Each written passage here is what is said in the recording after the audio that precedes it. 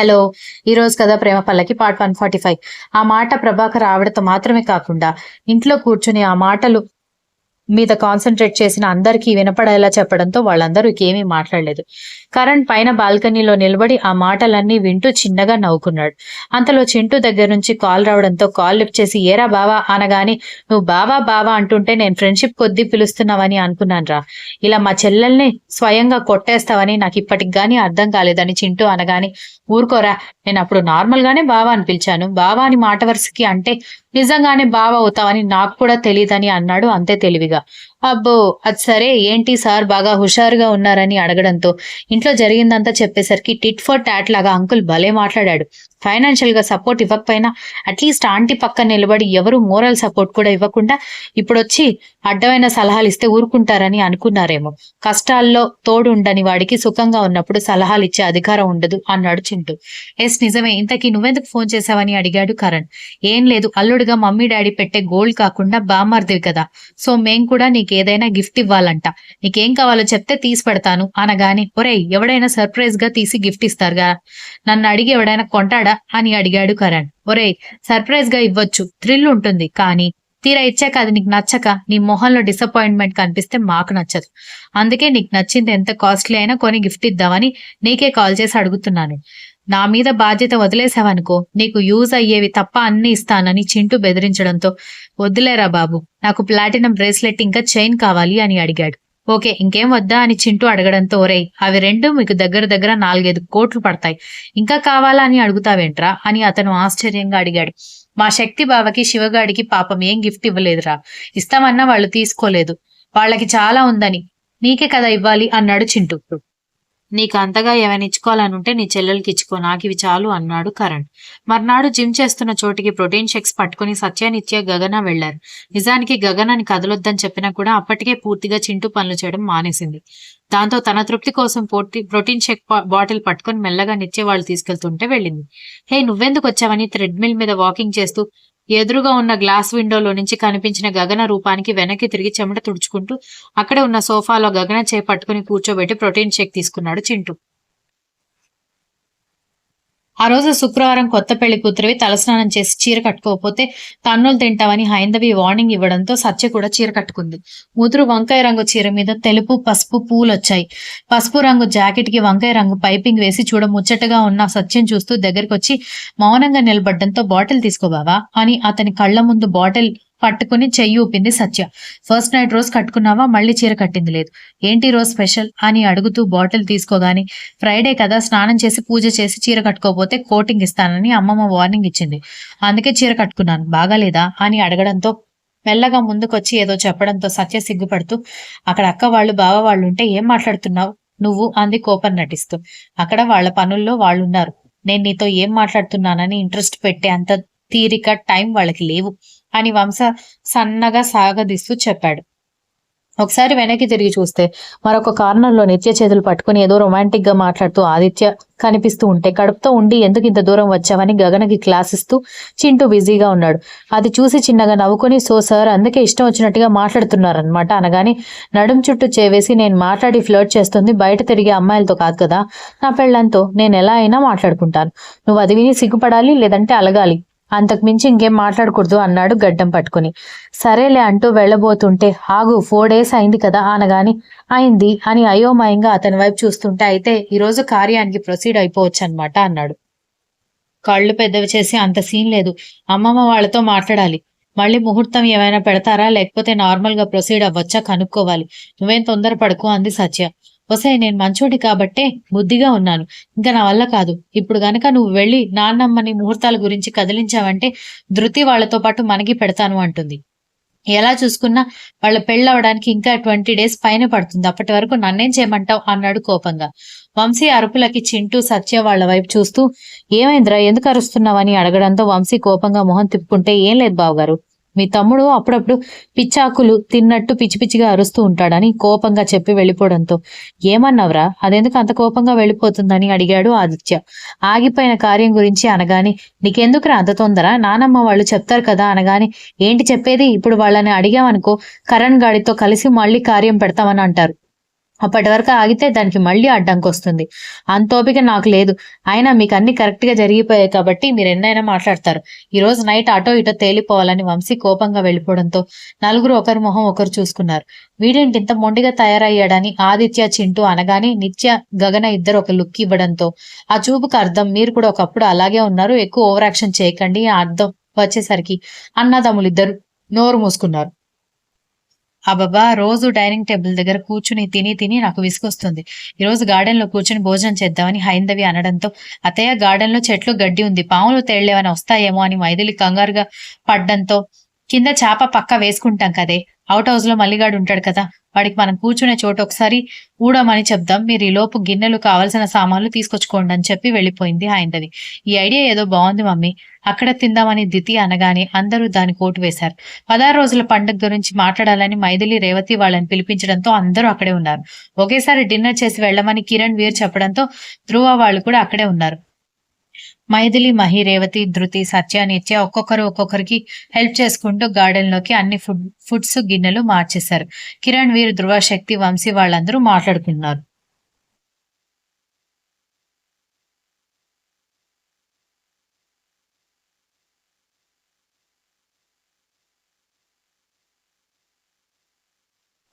ముందు జెంట్స్ అందరూ ఒక దగ్గర కూర్చుంటే మేం వడ్డిస్తామంటున్న మనవరాళ్ల వైపు చూసి అందరూ వడ్డిస్తే తినేదెవరే? పోనీ మీరంతా ముచ్చట పడుతున్నారు కాబట్టి 25 నుంచి మిమ్మల్ని పందుల్ని మేపినట్టు మేపి నా కోడళ్ళు అలసిపోయారు కాబట్టి ఈరోజు వాళ్ళు కూడా కూర్చుంటారు. మీరే వడ్డించండి అని అనేసరికి అమ్మతో ఒక వెంట వెళ్తూ ఏదో ఒక కర్రీ, ఒక సాంబార్ వడ్డిస్తే సరిపోతుంది అనుకుంటే నాన్నమ్మ నెత్తి మీద బండరాయి వేసేసరికి ఒక్కొక్కరు మొహం చూసుకుంటూ ఉంటే రండి మీ కూతుళ్ళు వడ్డిస్తారంట అంటూ కోడళ్ళని పక్కన కూర్చోబెట్టుకుంది హైందవి. కానివ్వండి, ఒకరి మొహం ఒకరు ఏం చూసుకుంటున్నారు? రోజంతా కూర్చుని కబుర్లు చెప్పుకుంటూనే ఉంటారు కదా అని ఆవిడ అనగానే ఇక తప్పదన్నట్టుగా దితికి కాస్త పెళ్ళైన తర్వాత అలవాటు ఉండడంతో రైస్ నేను చూసుకుంటాను, కూరలు వడ్డించండి అని చెప్పింది.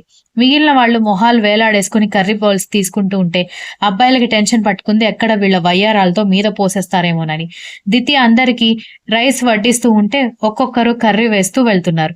వంశీ, ఆదిత్య, శివ, చందన, సత్య, నిత్య వైపు చూస్తూ తొందరేం లేదు, మెల్లగా వడ్డించండి, ప్లేట్లో మాత్రమే వడ్డించండి, మా ఒళ్ళో కాదు అనేసరికి ముగ్గురు కోపంగా చూస్తూ ఇప్పటి వరకు మాకు ఆ ఐడియా రాలేదు, చాలా జాగ్రత్తగా వడ్డిస్తున్నాం, లేనిపోని ఐడియాలు ఇవ్వద్దు అనగానే మీకంత క్లారిటీ ఉంటే మాకెందుకు దొరద, జాగ్రత్తగా వడ్డించండి అన్నారు వాళ్ళు. దాంతో పెద్దవాళ్ళందరూ నవ్వుకున్నారు.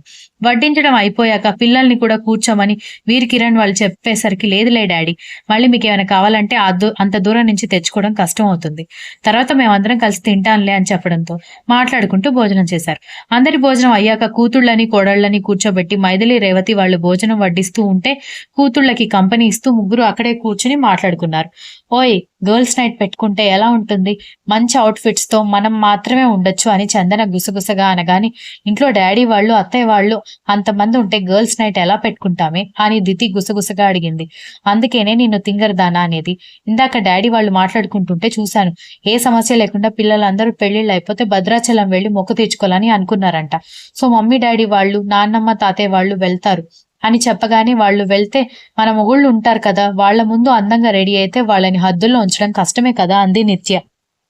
అంత సినిమా లేదు, వాళ్ళు నిద్రపోయాక మనం ఎంజాయ్ చేద్దాం అనగానే గర్ల్స్ నైట్ అంటే మ్యూజిక్ కూడా ఉంటుంది, అది వినిపిస్తే లేస్తారు కదా అని సత్య అడగడంతో దానికి వేరే ప్లాన్ ఉందిలే, ఆ తర్వాత హ్యాపీగా టైం స్పెండ్ చేయొచ్చు అంది చందన. అయితే ఓకే అని మిగిలిన వాళ్ళు అనడంతో అంతకు 10 నిమిషాల ముందే భోజనం చేసేటప్పుడు మొబైల్ పక్కన పెట్టుకోవడంతో దాన్ని వెతుక్కుంటూ వచ్చి వాళ్ళ వెనుక మొబైల్ కనిపించడంతో అది తీసుకుంటున్న శివ ఆ మాటలన్నీ ఒకే చోట కూర్చుని వినడంతో వెళ్లి బావలకి, అన్నలకి చెప్పడంతో అందరూ ఒకరి మొహం ఒకరు చూసుకుంటే పెద్ద ప్లాన్ చేసుకున్నారనమాట అని శక్తి అనగానే, కానీ మనం మధ్యలో ఇన్వాల్వ్ అవుతాం కదా అన్నాడు వంశీ.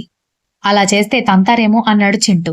చింటూ మాటలకి అందరూ చింటూ వైపు సీరియస్ గా చూస్తూ సిగ్గులేదా పెళ్ళాం చేతిలో తన్నులు తింటానేమోనని భయపడ్డానికి అని శక్తి అనగానే, ఒరే నేను భయపడట్లేదు, వాళ్ళు ఎంతో సీక్రెట్ గా ప్లాన్ చేసుకున్నది మన వల్ల చెడిపోతే ఖచ్చితంగా మెంటల్ అయితే లేస్తుంది కదా, కావాలని చెడగొట్టినందుకు అని కోపం ఖచ్చితంగా వచ్చి తంతారు అన్నాడు. వదినతో ఎన్నిసార్లు తన్నులు తిన్నావు అన్నయ్య అన్నాడు ఆదిత్య. నీ వదినకు అంత సీన్ లేదులే అని గొప్పగా చెప్పాడు చింటూ.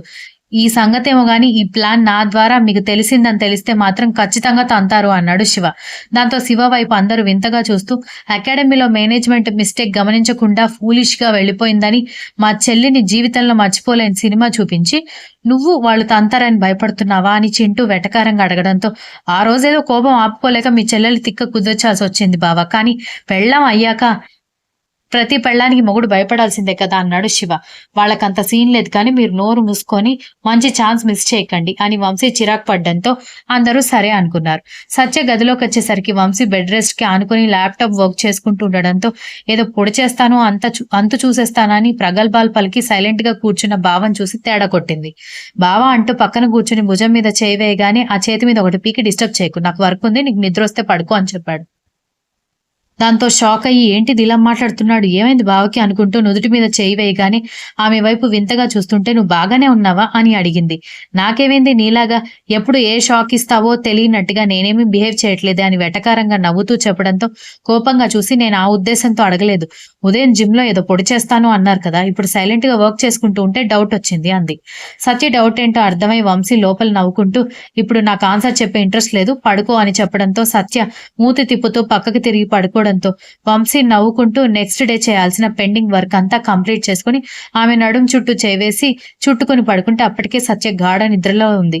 ఆదిత్య ఆయన చిలిపి పనులు చేస్తాడేమోనని మధ్యరాత్రి వరకు చూసిన నిత్య ఆశ్చర్యపోయేలా గాఢ నిద్రలో ఉన్న ఆదిత్య వైపు చూస్తూ ఈ మనిషి ఈ రోజు తేడాగా ఉన్నాడే, ఏదో తేడా ఉంది అనుకుంటూ నుదుటి మీద చేయి వేసి నిద్ర చెడగొట్టడం ఇష్టం లేక అతని గుండెల మీద తలవాల్చి పడుకుంది. దితి చందనకు కూడా అలాంటి అనుభవమే ఎదురయ్యేసరికి అంతా మిస్టరీగా ఉండడంతో అయోమయంగా నిద్రపోయారు. ఉదయం లేచాక తులసి కోట దగ్గర పూజ చేసి చేతిలో ఉన్న పువ్వుల పళ్ళెంతో అలాగే బయట గడప దగ్గర కూర్చుండిపోయిన దితి దగ్గరకు వచ్చి ఏమైంది దితి, ఎందుకలా ఉన్నావని అడిగింది సత్య. ఏంటి వదిన దగ్గర నుంచి పేరుకొచ్చేసావని అడగడంతో మా అన్న నువ్వు మీ అన్న నేను పెళ్లి చేసుకున్న తర్వాత ఇద్దరం వదిన వదిన అని పిలుచుకుంటూ ఉంటే చిరాగ్గా ఉంది, ఎందుకు కాలేజ్లో ఉన్నట్టే ఉంటే సరిపోతుంది కదా అని పేరు పెట్టి పిలుస్తున్నాను అనగాని అది నిజమే కానీ నేను ఆలోచించేది అది కాదు అంది. మరి రాత్రి మీ అన్నయ్య నిద్రపోయాడు అనగానే సత్య ఆశ్చర్యంగా చూస్తూ మనుషులు అన్నవాళ్ళు ఎవరైనా నిద్రపోతారు కదా రాత్రుళ్ళు అంది సత్య. అబ్బబ్బా నా ఉద్దేశం అది కాదే, ఇప్పుడిప్పుడే కదా మేము దగ్గర అవుతున్నాము, ఎప్పుడైతే మేము దగ్గర అయ్యామో ఆ రోజు నుంచి మీ అన్నయ్య నాకు ఒక్క రోజు కూడా దూరంగా లేడు, కానీ నిన్న మౌనంగా ఉన్నాడు అంది. ఓహో నువ్వు ఆ విషయం గురించి మాట్లాడుతున్నావా, నిజం చెప్పాలంటే నిన్న వంశీబావ కూడా కార్యం చెడగొట్టావు, మళ్ళీ నాన్నమ్మ కార్య ముహూర్తం పెట్టమంటే ధృతి వాళ్లతో కలిపి పెడుతుంది, ఇప్పటి వరకంటే నేను ఊరుకోను, ఒకవేళ ఆగినా నేను మళ్ళీ ఇప్పుడు ఏదో ఒక అడ్డంకి వస్తుంది, ఏదో ఒకటి ఈ రోజే జరిగిపోవాలని నాతో శబదాలు చేసి వర్క్ ఉందని చెప్పి నన్ను నిద్రపుచ్చి రాత్రికి ఎప్పుడో నిద్రపోయాడు అని చెప్పింది సత్య. పూజ చేయడానికి బయటకు వెళ్లి ఇంకా లోపలికి రాలేదు, అక్కని పిలుచుకురా అని మహి పంపడంతో బయటకు వచ్చిన చందన ఆ మాటలు విని సేమ్ నాకు కూడా అలాగే జరిగిందంటూ వాళ్లతో జాయిన్ అయింది.